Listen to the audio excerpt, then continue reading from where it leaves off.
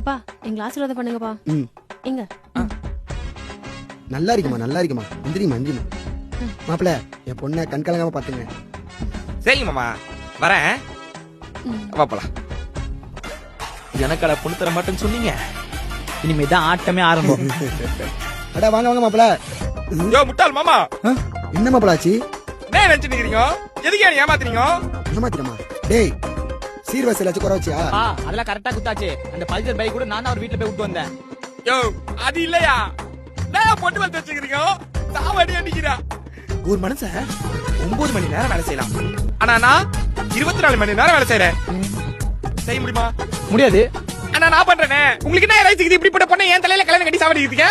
நான் அப்பவே சொன்னேன், நீங்க தான் கேட்கல. நானும் என் தங்கச்சி பின்னாடி சுத்தாதுன்னு உங்ககிட்ட சொல்லல.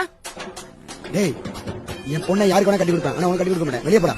அங்கிள், இன்னொரு தடவை என் தங்கச்சி பின்னாடி சுத்துறத பார்த்தேன், உனக்கு அவ்வளவுதான்.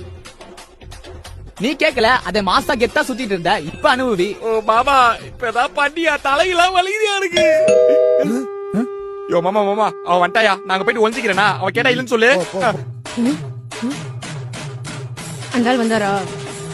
என்ன பாக்குறான்?